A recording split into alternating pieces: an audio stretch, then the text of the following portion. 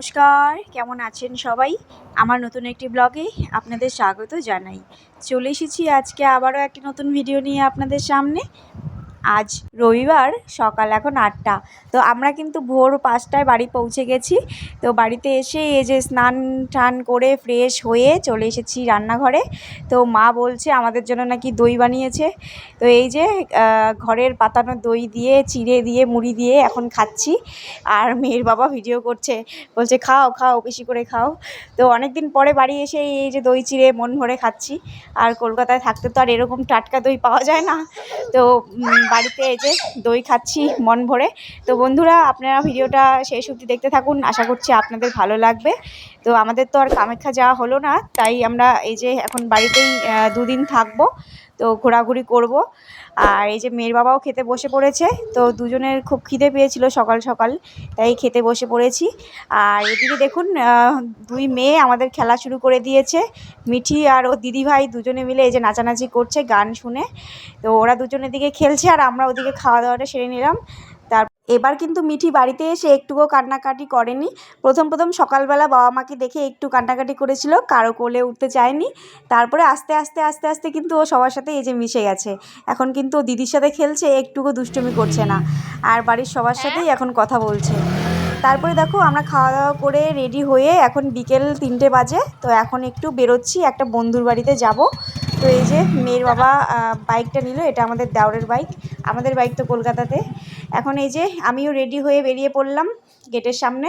তুফানগঞ্জেও কিন্তু এখন নতুন নিয়ম করেছে, ডবল হেলমেট ছাড়া গাড়ি চালানো যাবে না হাই রোডে।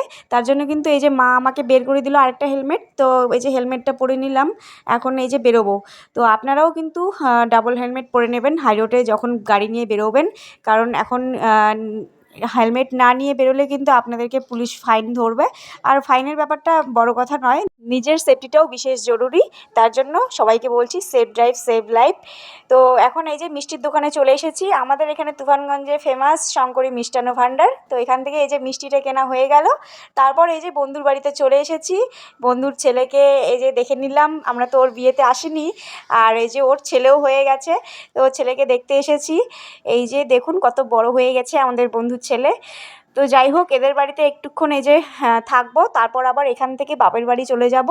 তো এই দেখো মিঠি আবার ওর ছোট্ট ভাইকে পেয়ে বেশ খুশি। ওর বাবা ওকে কোলে নিয়েছে দেখে ওই দেখুন না ও কত দুষ্টুমি করছে ওখানে। এখন আবার আমি একটু কোলে নিলাম, অনেকদিন পর ছোট বাচ্চা কোলে নিচ্ছি। কেমন ভয় ভয়ও লাগছিল, কারণ মিঠি তো এখন বড় হয়ে গেছে। আর এই দেখো ও ওর ভাইকে দেখছে বারবার আর বলছে চকলেটটা কেন খাচ্ছে না, কারণ ও তো এখনও খেতে পারে না। আর ও বারবার আমাকে বলছে মা ও কেন চকলেটটা খাচ্ছে না। তো যাই হোক, ওখানে অনেকক্ষণ থেকে আমরা এই যে চলে এলাম আমার বাপের বাড়িতে। তো আমার বাপের বাড়িতে আসার পর মিঠি এইখানে আমার ঠাকুমার সাথে এই দেখো খেলছে।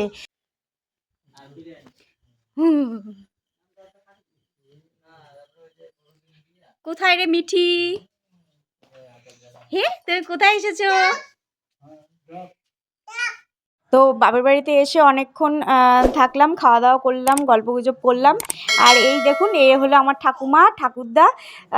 এর আগে ভিডিওতে আপনারা হয়তো দেখেছিলেন। তো আজকে রাতের বেলা কীরকম যেন অন্ধকার অন্ধকার আসছে ভিডিওতে। তো যাই হোক, মিঠি অনেকক্ষণ খেলাধুলো করলো ঠাকুমা ঠাকুরদার সাথে। তো এখন আমাদের বেরোতে হবে, মানে বাড়ি যেতে হবে, অনেক রাত হয়ে যাচ্ছে। তো আজকের মতন ভিডিওটা এই পর্যন্তই। সবাই ভালো থাকবেন, সুস্থ থাকবেন, টাটা।